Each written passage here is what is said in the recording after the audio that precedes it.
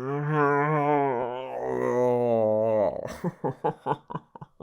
no. Hello everybody, welcome back to another mini review. Today we're going to be briefly talking about the 2002 video game sequel to the classic 1982 movie, The Thing. A game that I've been excited to play for a long time. I don't know why, but every time I've tried to play this, something has come up to stop me. The PC version didn't work, or the PS2 copy I bought was too scratched, or maybe I didn't actually have a working PS2 at the time that I wanted to buy it. It just seemed to be this elusive thing that I wanted to get my hands on, but fate seemed to have other plans. And your ass says thanks for being saved. Sorry.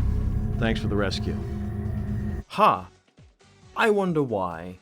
So, as is becoming more and more obvious to me, I don't like writing negative reviews. I don't like spending hours upon hours working on a video talking about a game that I didn't like. It just kind of saps all of my energy and leaves the project feeling really lifeless. And I'll also be completely honest, The Thing was supposed to be the next big video on the main channel. I figured after Tears of the Kingdom, I'm a huge fan of the Carpenter movie, this seems like an obvious one to cover, especially during Spooky Month.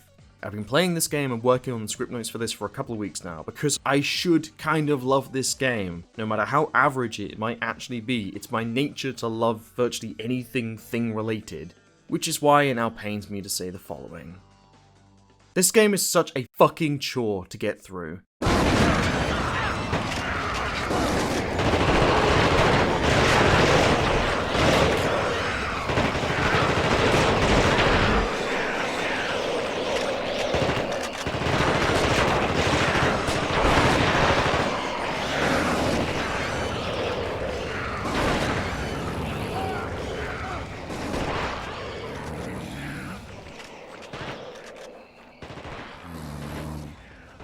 First of all, let me be clear that the developers were obviously huge admirers from the movie, and I respect that obvious love. The locations are for the most part faithful to the movie, the atmosphere can be nicely presented at times, the design of the things themselves are honestly pretty great, they look like what they're supposed to look like, and they even got a cameo of John Carpenter in there. That's great. Computer Game Works, regardless of what I'm about to say, they clearly wanted this game to be amazing. And this is only made more obvious by the game's attempted use of the trust and fear mechanics. Essentially, the Thing operates under the guise of a squad-based third-person shooter, and your teammates can either trust or not trust you depending on the situation. They also experience fear, panic, can transform into things, they can go mad and attack you. In summary, these all sound like really cool ideas, and these were what initially drew me to the game. Except, they don't actually do anything for roughly 90% of the game.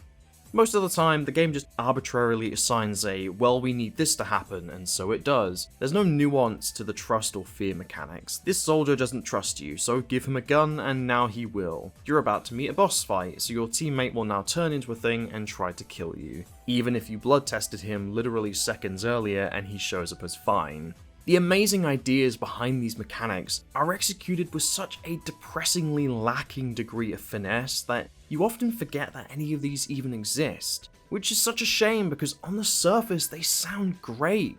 So after realizing that the trust and fear mechanics are basically just a series of very dull tick boxes, you now turn to the only other thing that the game has going for it, which is the combat. And my god, this game's combat is so clunky, so tedious at times. Aside from the occasional shootemouts with the shotgun, which is easily the most entertaining weapon of the game, the combat is an element to the Thing that you will want to actively steer clear from.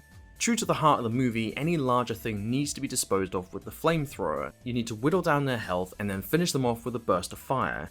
Kudos to the developers for staying true to the movie.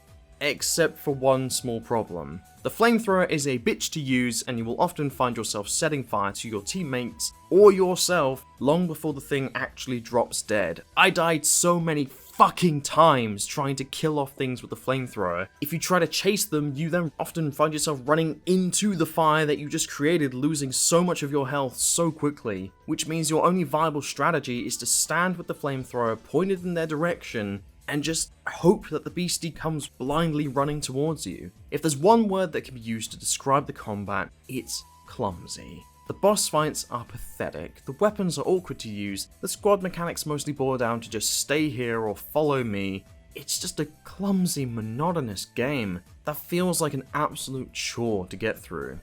And I really hate that I'm saying that because I wanted to love this game. I wish it was more, but it's just not, and so for that reason, I'm signing this off. I'll see you next time.